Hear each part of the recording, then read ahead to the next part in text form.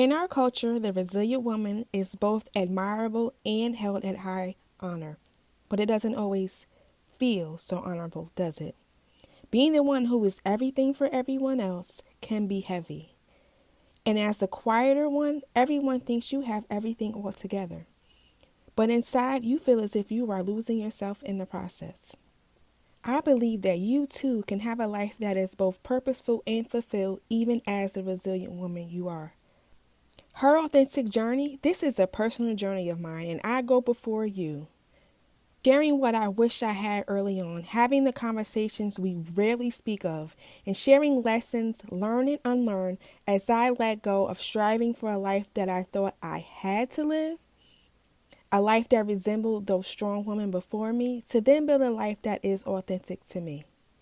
And along this personal journey of mine, I discovered the secret key to our more in the life of fulfillment that we desire for ourselves. This is more accessible than we think.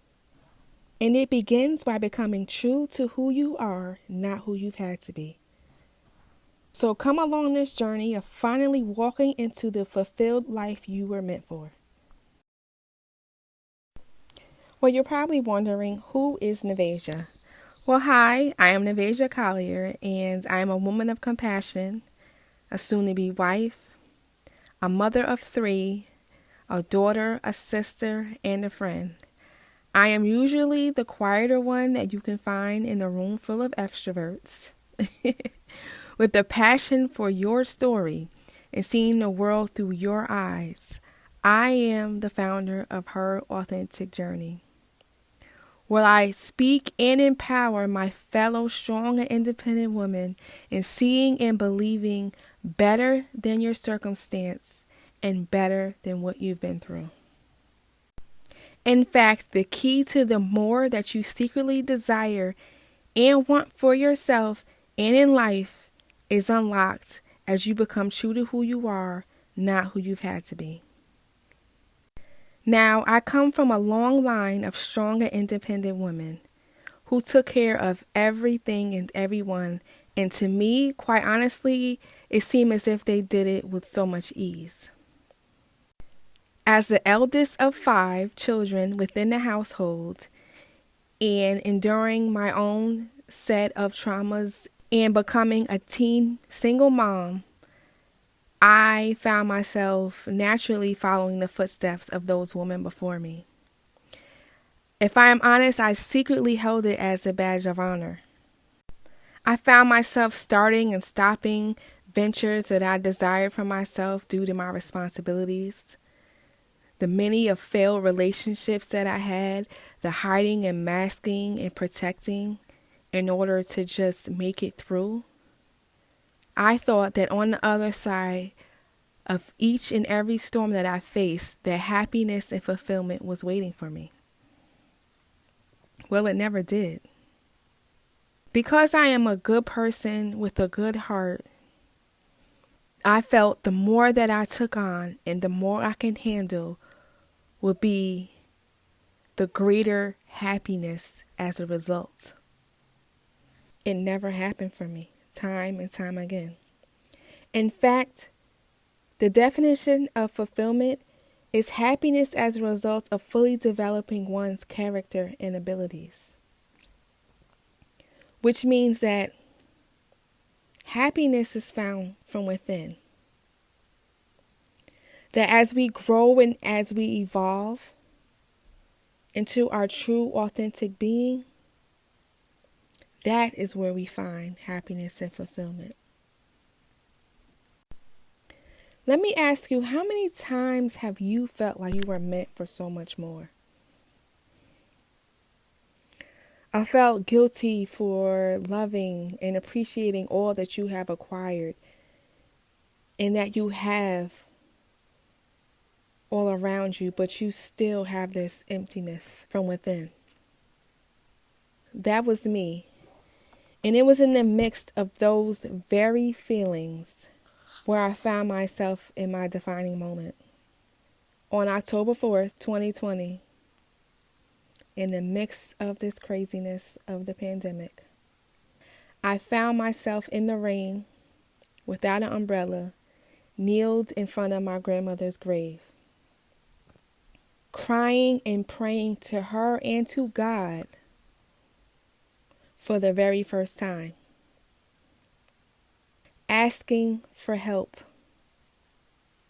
Honestly, I didn't know what else to do at this point. Life was getting way too heavy for me. I felt out of control. I felt incapable. I feel like I had failed as a strong woman. I didn't feel so strong all the time. I fought through the storms. I handled my responsibilities. I didn't bring everybody into my mess. So why couldn't I shake this feeling? Why isn't this enough? Why can't I shake this feeling of wanting more? Then I looked up. Straight ahead in the car waiting for me was everything that I ever loved. All that I ever was, all I thought that I needed and wanted in order to be complete. A mother, a provider, a protector, a lover, even a badge for the 20 plus year career that I maintained along the way. That was all I ever was. That's all I ever thought I needed. But then I had to stop in that moment and ask myself, if that is who I am, then who is here, kneel before God asking for help? It was then that I knew that something had to change. Something had to change. And the change obviously had to happen within me. I didn't know who I was at this point. It was then I began on this journey. This authentic journey, this journey of circling back to who I am, the person I have lost along the way. And as I began to step, quite honestly, with no one to look to in the process, right? It was a journey of letting go of the marriage that I had to just survive. Yes. The marriage I had to survival. I wanted to live. Surviving required for me to suppress the traumas, the pains, my desires, my wants, my happiness, in order to make it through each storm, each day, each moment. And along this journey, I found that secret key to the more that we desire. The conversation that we rarely have or honest about with ourselves and with others. That key to the more is being true to who you are, not who you've had to be. What I wanted was to share and give what I wish I had early on in life. To share my journey, share my lessons that I've learned and unlearned along this journey of creating a life that I love. Creating a life that is authentic to me and who I am and who I want to be, not who I've had to be along the way. And I want the same for you. Thank you for listening to Her Authentic Journey, the podcast. I hope you enjoyed and were able to grab something meaningful from this episode. If so, please support by sharing with a friend, rate and review. You can also refer to our show notes for more. Until next time, remember, be true to who you are, not who you've had to be.